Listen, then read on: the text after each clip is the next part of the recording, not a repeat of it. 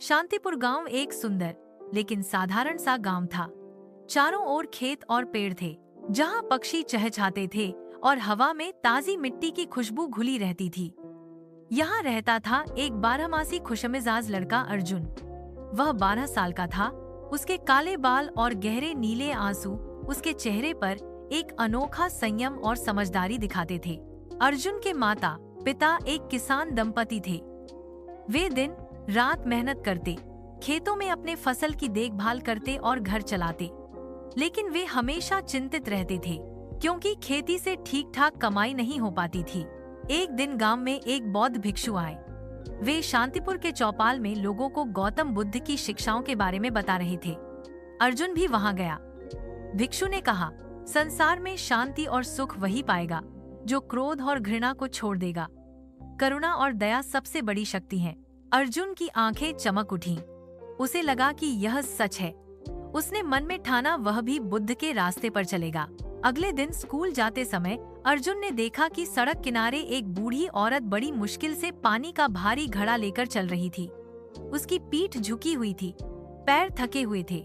अर्जुन तुरंत दौड़ा और बोला, अम्मा, मैं आपकी मदद करता हूँ। और उसने घड़ा उठाकर धीरे धीरे अम्मा के घर तक पहुँचाया। अम्मा की आंखों में आंसू थे। वह बोली, बेटा, तुम तो भगवान का रूप हो। अर्जुन मुस्कुराया और कहा, मैं तो बस बुद्ध के रास्ते पर चलने की कोशिश कर रहा हूँ। अर्जुन की मदद करने की आदत धीरे धीरे गांव में फैलने लगी। कोई देखे या न देखे, वह हमेशा किसी की मदद करने को तैयार रहता, चाहे वह अपने छोटे छोटे स्कूल के दोस्त हों या गांव के बुजुर्ग। एक दिन स्कूल के बाहर अर्जुन ने देखा कि 2 बच्चे आपस में झगड़ रहे थे। वे एक खिलौने को लेकर तकरार कर रहे थे। झगड़ा इतना बढ़ गया कि वे एक दूसरे को धक्का देने लगे। अर्जुन पास गया और धीरे से बोला, दोस्तों, क्या यह झगड़ा खिलौने के लिए जरूरी है? क्या खुशी पाने के लिए दोस्ती खोना सही है? दोनों बच्चे चुप हो गए। अर्जुन ने कहा, गौतम बुद्ध ने कहा था, क्रोध को छोड़कर शांति को अपनाओ। वह खिलौना दोनों में बांट दिया गया और बच्चे फिर से मुस्कुराने लगे।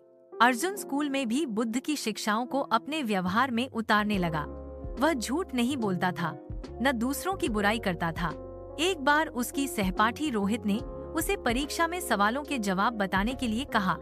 अर्जुन ने विनम्रता से मना कर दिया, मैं तुम्हारी मदद करना चाहता हूँ, लेकिन धोखा देना बुद्ध के रास्ते पर नहीं है। रोहित पहले तो नाराज हुआ, लेकिन बाद में समझ गया कि सही काम क्या है। शांतिपुर का एक दुकानदार मोहन था। वह अक्सर गरीबों से ज्यादा पैसे लेता था। एक दिन अर्जुन ने देखा कि एक गरीब महिला दवा लेने आई, लेकिन उसके पास पैसे कम थे। अर्जुन ने दुकानदार से कहा, काका, आप दया दिखाइए, यह महिला बीमार बेटे के लिए दवा ला रही है। मोहन ने गुस्से में कहा, यह मेरा काम है, मैं मुनाफा कमाऊं। अर्जुन चुप नहीं रहा, बोला, अगर आप दूसरों की मदद करेंगे तो भगवान भी आपकी मदद करेगा। कुछ देर बाद मोहन ने उस महिला को दवा मुफ्त में दे दी। अर्जुन की छोटी छोटी अच्छाइयाँ गांव के लोगों के दिलों में घर करने लगी। धीरे धीरे लोग भी बुद्ध की शिक्षाओं को अपनाने लगे। क्रोध कम हुआ, मदद ज्यादा होने लगी। गांव में शांति और खुशहाली लौट आई।